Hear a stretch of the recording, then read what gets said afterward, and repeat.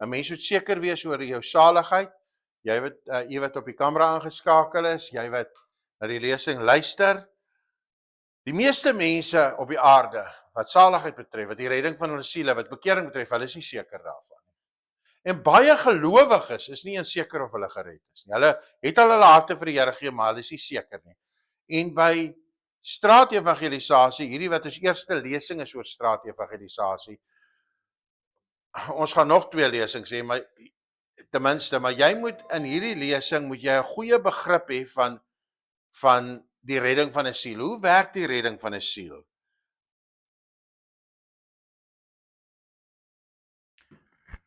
Soos daar moet geen twyfel by jou wees hoe dit werk nie. Hierdie verse moet jy verkieslik leer. Jy moet hulle verkieslik merk in jou Bybel. Jy moet hulle ken. Nou ons eerste vers wat ons gaan lees is Matteus 7 vers 13. En hierdie vers sê dat die meeste mense op die aarde nie hemel toe gaan. Dit is verskriklik om te dink dat die meeste mense nie hemel toe gaan. Hy sê Matteus 7:13, gaan in deur die nou poort, want breed is die poort. Wat wyd is die pad wat na die verderf lei. Daar's baie wat daardeur gaan, soos baie gaan na die verderf. Tweede vers sê, die poort is nou, die pad is smal wat na die lewe lei, daar's min wat dit vind. En wat 'n voorreg om te dink, jy is 'n kandidaat wat sê, ek gaan mense help om hemel toe te gaan. Dis fantasties. Dis 'n voorreg, want iewerster gaan iemand na jou toe kom en sê, lei my na die Here. Of jy gaan 'n uitnodiging in die kerk wees vir mense wat tot bekering wil kom, en ek gaan jou vorentoe roep, ek gaan sê, Johaida, Ronald, Kobus, Chris, kom vorentoe, want ek gaan nou agterkom, jy kan dit nou al doen, want ek gaan weet wanneer jy op daai punt is. En ek gaan vir jou sê, lei hierdie persoon na die Here toe, en jy gaan presies weet. En wat 'n voorreg om te weet, jy kry 'n beloning in die hemel. Ek hoor baie kere dat mense die onskriftuurlike uitlating maak, dat hulle sê, niemand weet of hy hemel of hel toe gaan. Nou, dit is totaal onwaar, en van die waarheid ontbloot in die skrif. Die Bybel sê in 1 Johannes 5:13, hierdie is 'n belangrike skrif, waarom moet jy merk in jou Bybel? En een van die vrae op jou werkopdrag, dis een van die antwoorde op jou werkopdrag, maar 1 Johannes 5 vers 13 sê hierdie woorde daar onder die laaste vers op die skerm. Hy sê, dit het ek geskrywe aan julle wat glo. 1 Johannes 5:13, dit het ek geskrywe aan julle wat glo, in die naam van die Seun van God, sodat jy kan weet. Sê saam met my weet. Waarom het die apostel Johannes die boek Johannes geskryf? Hy het dit geskryf sodat ons kan weet dat ek die ewige lewe het. Soos iemand wat nie weet nie, hy is onseker en heel waarskynlik wil ek sê hy het nie die ewige lewe nie. Maar hy het hierdie dinge geskryf sodat ons kan weet dat ons die ewige lewe het. Niemand hoef te twyfel of hy die ewige lewe het nie. Jy het dit of jy het dit nie. As ek nou vir pa vra of hy die ewige lewe het, as pa dadelik sê, yes, ek het die ewige lewe, want ek het my hart vir die Here gegee. Almal wat hier sit, ek is bevoorreg om te weet dat julle die ewige lewe het, want ek weet julle het julle harte vir die Here gegee. En niemand, as iemand vir jou sê, niemand weet of hy die ewige lewe het, en hy wil met jou daaroor praat, kan jy vir hom sê, 1 Johannes, hoofstuk 5 vers 13 sê, hierdie boek is geskryf dat mense kan weet. God wil hê jy moet weet. Soos belangrik, soos in hierdie lesing gaan ons 'n paar belangrike goed leer. Ons gaan leer wat is wedergeboorte, en ons gaan leer wat is sondebelydenis. Groot verskil. Big difference.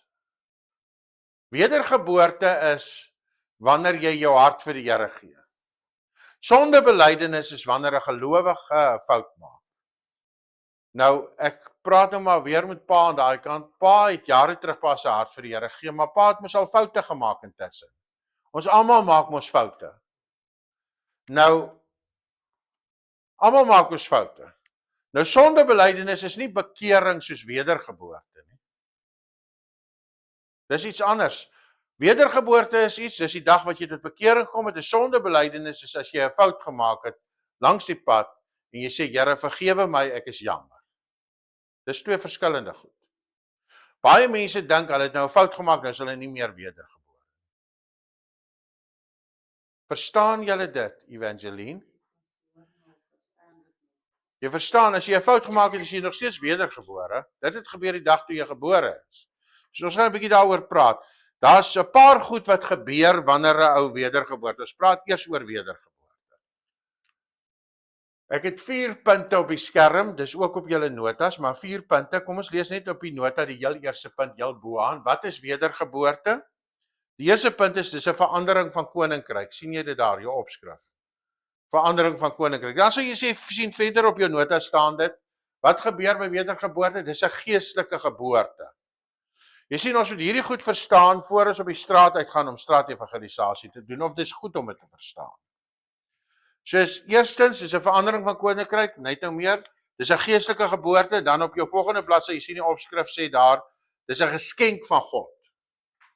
Dis 'n persent, en dan gaan ek net 'n paar woorde sê hoe vind dit plaas. Terug na bladsy 1 toe. Ons praat vandag, ons eerste lesing oor straatevangelisasie. As jy hierdie goed verstaan, gaan ons lekker op die straat, duisende siele, sê saam met my duisende siele. Duisende siele vir die Here wen. OK, verandering van koninkryk. Wie weet dat die koninkryk van die duiwel word genoem die koninkryk van duisternis? Kom ek verduidelik dit eers so. Jy kry 'n Suid-Afrika en jy kry 'n Zimbabwe. Jy's of 'n burger van Zimbabwe of jy's 'n burger van Suid-Afrika. Ek kan 'n burger van Nieu-Seeland word, maar dan verander ek van burgerskap, van koninkryk. Dan doen ek aansoek daarvoor en ek leer hulle wette en regulasies en hulle maak my 'n burger van Nieu-Seeland.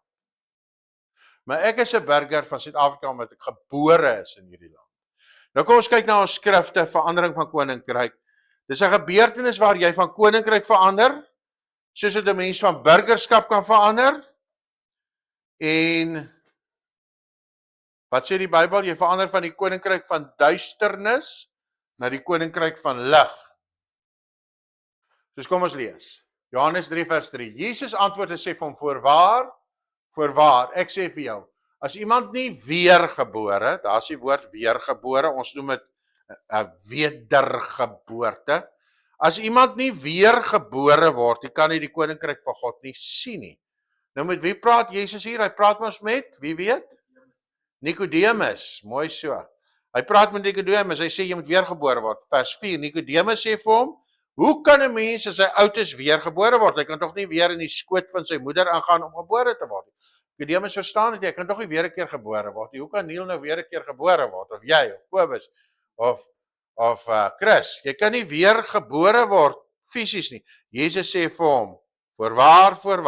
Ons weet in die oorspronklike taal, wat beteken voorwaar in die Grieks?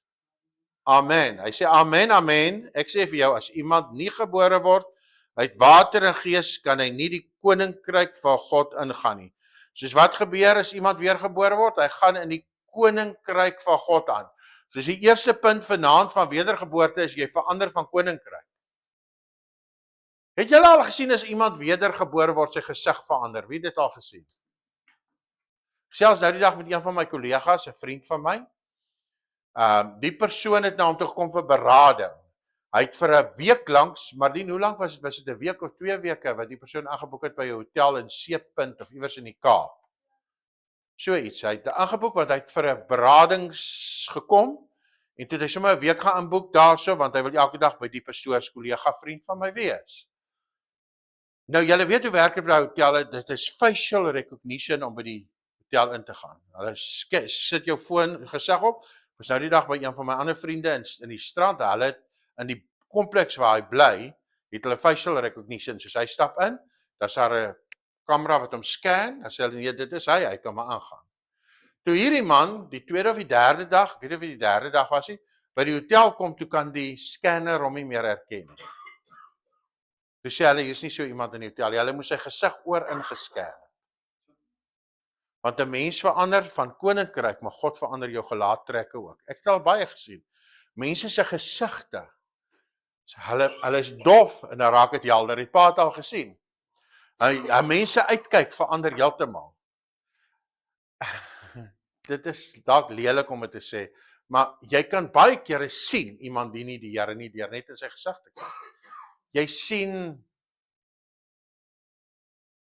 'n mens kan plooie hê, maar jy kan mooi wees, deurdat die Here jou lewe vul. Maar nou ja, verander van koninkryk. Wat interessant is, as ek na hierdie vers lees, en spesifieke daai Kolossense 1:13, hy wat ons verlos het uit die mag van die duisternis, weet jy jou verlos? Hy wat jou verlos het uit die mag van die duisternis, oorgebring het in die koninkryk van die liefde van sy seun. Ons kyk net gou hierso. Oorgebring. Soos wie het jou oorgebring?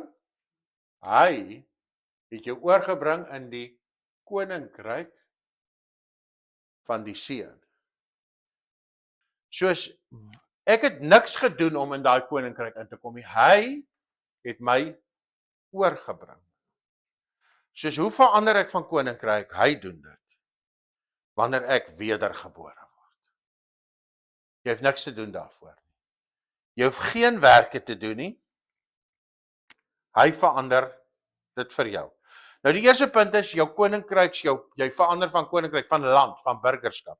Die tweede punt is dis 'n geestelike geboorte. Soos 'n mens fisies gebore word. Fisies word iemand gebore, dan sê nou in Suid-Afrikaner. So word 'n mens geestelik gebore. Kom ons kyk na ons skrif daarso. Hy sê in Johannes 3:6. Uit die vlees, want wat uit die vlees gebore is vlees. Ons is mos vlees hier, ons is mos uit die vlees gebore. My mamma uit wie ek gebore is al oorlede. Wat uit die vlees gebore is vlees en wat uit die gees gebore is gees. Dus ek en jy is twee goed tegelijkertijd. Ons is vleis en ons is gees. My gees was eers dood gewees, maar nou is my geeslewe is gees. Moenie jou verwonder dat ek vir jou sê jy moet weer gebore word nie. Soos dis 'n geestelike saak. Dis 'n geestelike saak. Dis nie 'n fisiese saak nie, dis 'n geestelike saak. Geestelike geboorte. Nou vir 'n kind om in die gees gebore te, in die vlees gebore te word, die kind doen mos nou nie eintlik iets nie, dis die ma wat samentrekkings kry en die kind word gebore. Dis baie eenvoudig gesê, maar is baie meer ingewikkeld as dit. Dis dieselfde in die gees. God gee vir ons geboorte. God gee vir ons geboorte. Kom ons kyk na die volgende punt sê nou juist dat dit 'n daad van God is. Punt 3. Dis 'n daad van God. Kom ons kyk. By beide fisiese en geestelike geboorte is daar geen werk betrokke by die persoon wat gebore word. Ek het niks gedoen om gebore te word en ook nie jy. En om geestelik gebore te word het jy ook niks gedoen nie. Baie mense dink hulle moet verskriklik baie doen om die Here tevrede te stel en dan is hulle nou 'n kind van God. Dis 'n leuen.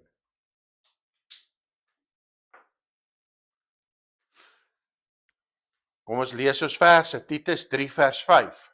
Hy sê ons is gebore nie op grond van werke nie, wat ons gedoen het nie, maar na sy barmhartigheid het hy ons gered.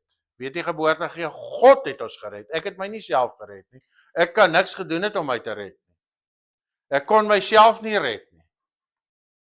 Het hy ons gered deur die bad van wedergeboorte, die vernuwing deur die Heilige Gees. Petrus skryf so oor hierdie saak.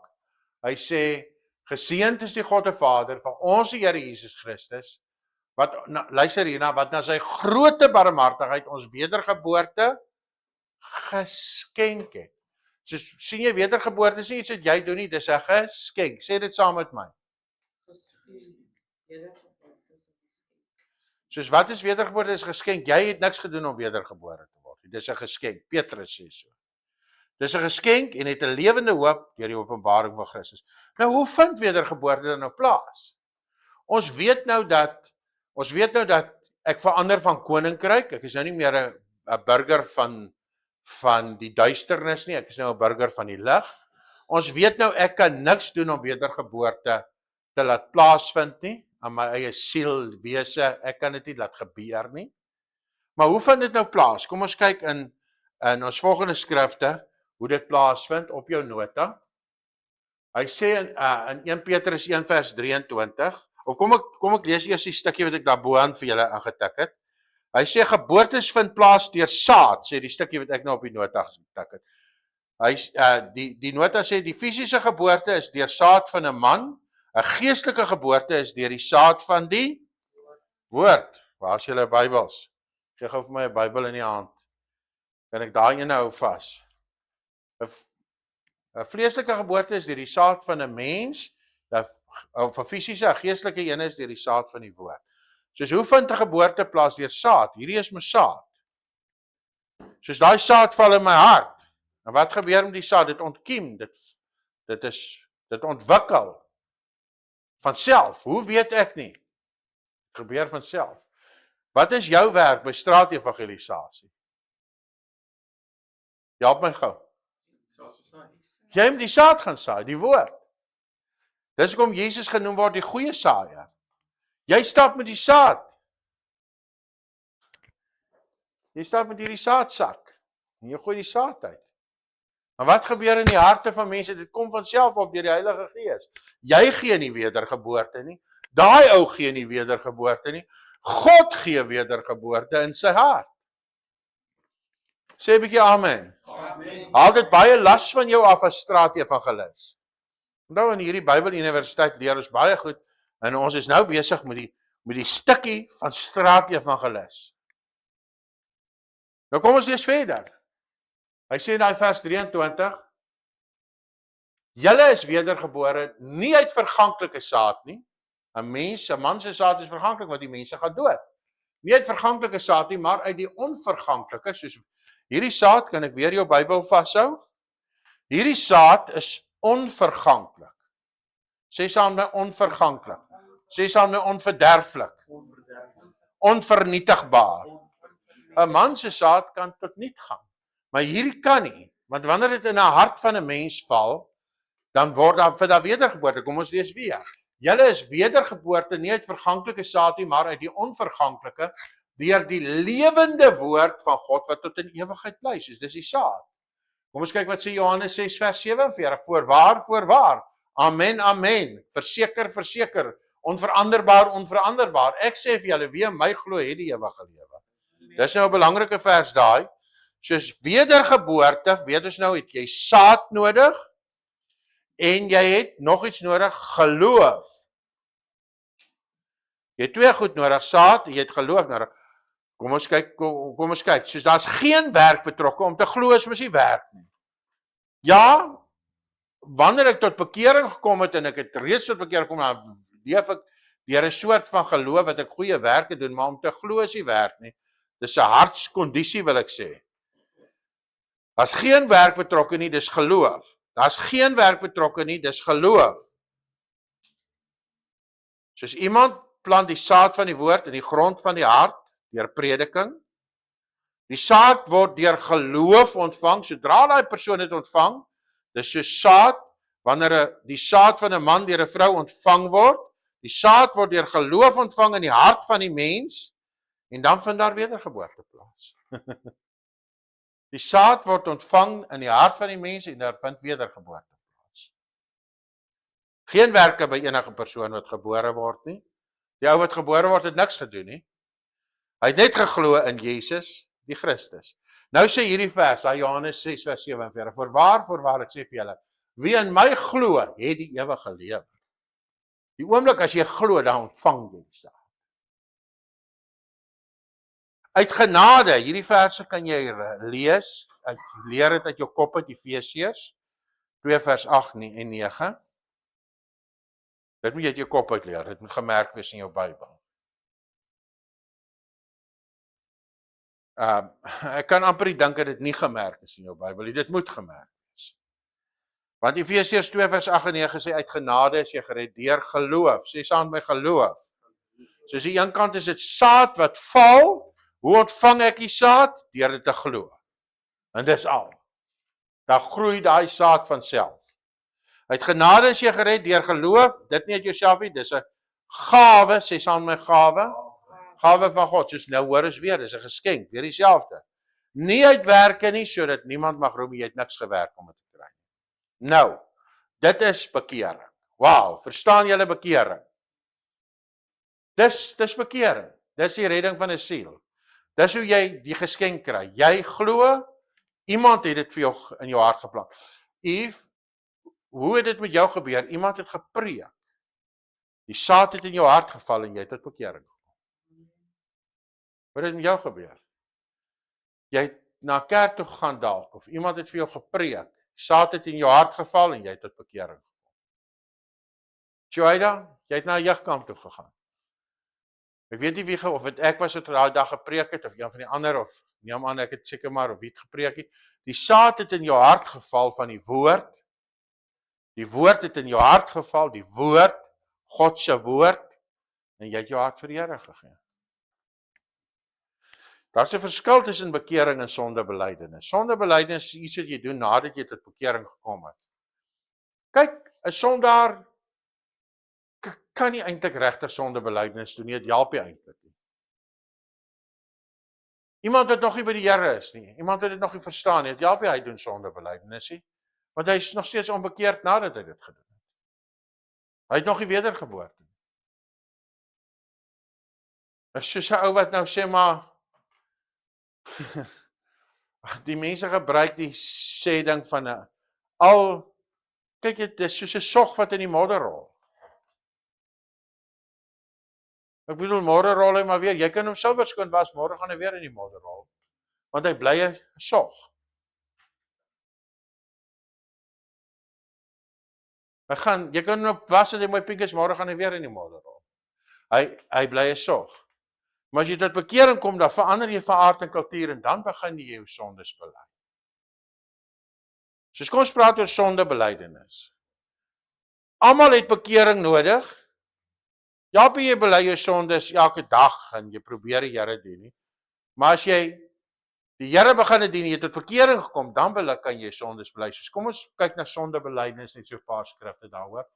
Waar pas sondebelydenis in? Ek is op bladsy 2 op jou nota. In die middel, daar staan die eerste opskrif sê almal sondig dikwels. Soos almal van julle wat hier sit, julle kan my hoe mooi aankyk, ons almal het foute gemaak. Nadat jy tot bekering gekom het. En daai foute bely 'n mens. Gelowiges pleeg ook, wil ek sê, sonde. Maar ons is nie sondaars nie. Dis 'n groot verskil. Kom ek verduidelik dit so. Ek kan plumbing doen, het julle geweet? Ek kan plumbing doen, maar ek is nie 'n plumber. Want enige mens kan 'n kraan vat, jy kan ook plumbing doen. Jy kan ook plumbing doen. Jy kan 'n kraan vat en jy kan hom probeer opkoppel daar. Miskien sal hy lekker, miskien sal jy dit regkry want ons het almal internet, AI en Gemini, goed. Dus jy gaan dit iewers reg kry. Maar dit maak nie van jou 'n plumber nie. Dit is soos iemand wat sonde doen, dit maak nie van hom 'n sondaar nie. Verstaan jy wat ek bedoel? Maak nie van jou 'n sondaar want jy's nie 'n gewoonte misdadiger wat aanhou gaan sonde doen nie. Jy het 'n fout gemaak en nou bely jy dit. Wie is sondaars? Wie is 'n sondaar? Iemand wat nog nie tot bekering gekom het nie, is 'n sondaar. Ek was ook 'n sondaar, maar nou is ek 'n kind van God. Ons is nie almal sondaars nie. Ek was 'n sondaar. Soos kom ons kyk gou. Gelowiges pleeg ook sonde met die verskil dat dit nie sondaars is nie. Gelowiges wil nie sondig nie, maar as hulle sonde doen, is daar vir hulle hulp. Gelowiges is nie gewoonte misdadigers nie. Met ander woorde, as 'n gelowige sondig, met ander woorde hy struikel, dan staan hy onmiddellik op. Hy erken sy sonde, hy bely sy sonde en hy vind vergifnis en nou hou hy ook op. Hy doen dit nou nie weer 'n keer nie. Ons vers is daar 1 Johannes 1 vers 8 en hierdie vers moet in jou Bybel gemerk wees. Ek kan net nie dink dat dit nie in jou Bybel gemerk is. 1 Johannes 1 vers 8 sê as ons sê dat ons geen sonde het nie, mislei ons onsself. En die waarheid is nie in ons nie. Die mens wat sê hy pleeg nooit sonde nie. Dit wil nie sê jy's 'n sondaar nie, maar jy struikel. Ons almal struikel. As jy sê jy struikel nooit, dan lieg jy. Die waarheid is nie in jou nie en dan maak jy hom tot 'n leienaar. Jy lieg. Nou hoe hanteer ons dit wanneer ons gefouteer het as kinders van God? Jy hoef nie weer tot bekering te kom nie, in die sin van, jy hoef nie weer geestelik gebore te word nie. Jy hoef nie jou hart weer vir die Here te gee nie, want jou hart behoort klaar aan die Here. Jy het mos tot bekering gekom en jy het jou mos laat doop. As 'n kind stout is, dan hoef hy nie te sê, pa, kan ek weer jou kind wees nie. Dit werk, die kind is klaar jou kind. Maar die kind moet om verskoning vra en sê, pa, ek is jammer, ek het 'n fout gemaak. En dit is nogal iets moois om te kan om verskoning vra. Wanneer 'n kind stout is, hoef hy nie weer 'n keer gebore te word as kind nie. Hy is nog steeds kind. Baie gelowiges dink dat hulle van vooraf tot bekering kom en dan gee hulle weer hulle hart vir die Here en weer. Jy kan nie. Jou hart behoort nie meer aan jouself nie. Jy kan nie iets vir die Here gee wat jy nie het nie. Jy het hom slaaf vir die Here gegee. Maar jy kan sê, Here, ek is jammer, ek het die ruit stikkend gegooi met 'n klip. En dan vergewe die pa jou, want jy het die ruit met 'n klip stukkend gegooi. Volgende vers moet in jou Bybel gemerk wees. Ek kan nie dink dat dit nie gemerk is nie. Dis die volgende vers sê as volg. Hy sê, as ons sondes bely is dit erken. Jy gaan na die Vader toe, jy sê, Vader, ek het gesondig. As ons sondes bely, hy is getrou en regverdig om ons die sondes te vergewe en van alle ongeregtigheid te reinig. Hoekom moet jy hierdie as straatevangelis verstaan? Want jy gaan by party mense kom wat laat tot bekering gekom het. Jy verstaan, jy as straatevangelis moet hierdie goed ken. Jy moet dit verstaan, want jy gaan by mense kom wat klaar kinders van die Here is, maar hulle dink hulle is nie meer 'n kind van die Here nie. Jy moet hom kan help. As ons sondes bely, miskien moet jy hom net help om te erken, hy het 'n fout gemaak en hom aan die hand vat en hom terugbring by die Hemelse Vader. My kinders, ek skryf hierdie dinge aan julle dat julle nie moet sondig nie. Dan is nie 'n vrye lisensie dat ons nou kan sondig nie. As iemand gesondig het, ons het 'n voorspraak, jy het 'n advokaat, jy het hulp by die Vader, Jesus Christus. Jesus is jou versoening vir jou sondes. Met ander woorde, hy versoen dit. Die hele wêreld se. Dit is waaroor belydenis gaan. Dis hoe dit werk. Dis die verskil tussen belydenis. Wanneer bely mens jou sondes? Wie kan my help?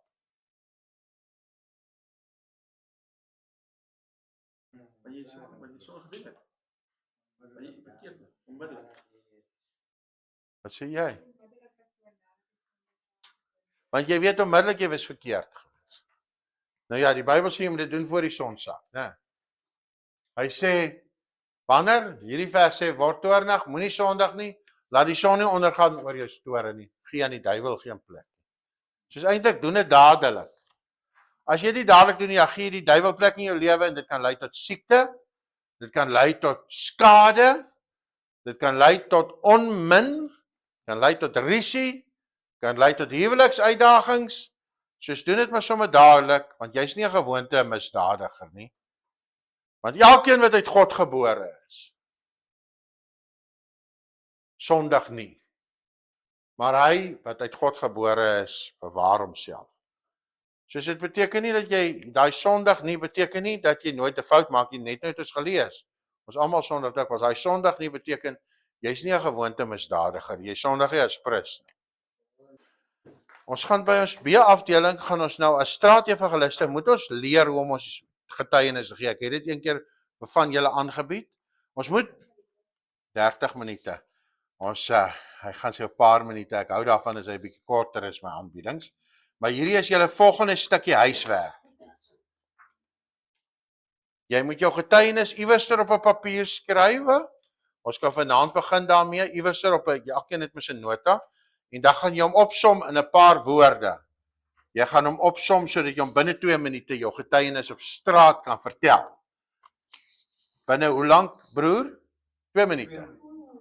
Binne 2 minute moet jy gaan jy vir ons uitdeel, Marlene. Binne 2 minute moet jy jou getuienis kan gee. Soos hierdie tweede werkopdrag gaan julle ook in die week iewers vir my indien. En jy gaan eers jou getuienis uitskryf. Kan ek een van daai notas skryf? Jy gaan eers jou getuienis uitskryf of nie uitdink nie, maar bedink. Jy gaan dink aan jou getuienis hoe jou vorige lewe was. Jy gaan dink aan waar en hoe jy Jesus ontmoet het. En dan gaan jy dink aan hoe jou lewe nou is. Jy gaan hom so 'n bietjie bedink of uitskryf, maar dan gaan jy hom op hierdie papier, as jy hom klaar, dan gaan jy hom opsom op hierdie papiertjie. En alles gaan heel waarskynlik hier inpas, want jy moet hom binne 2 minute kan aflewer. Vir u wat na die program kyk, Baie dankie dat jy ingeskryf het by ons Bybel Universiteit, Bible Keys University. Ek is opgewonde vir jou part en vir al die studente wat hier is. Ons gaan hierdie dorp verander, maar jy gaan saam met my werk. Ons gaan Suid-Afrika en die wêreld impakteer en ek wil die woord gebruik verander deur jou en ek en hulle hierso. Ons gaan die wêreld verander. Mense gaan verander, die ekonomie gaan verander, besighede gaan verander, huwelike gaan verander omdat ons na mense toe uitgaan. Hou aan om jou toe te rus. Ek seën jou.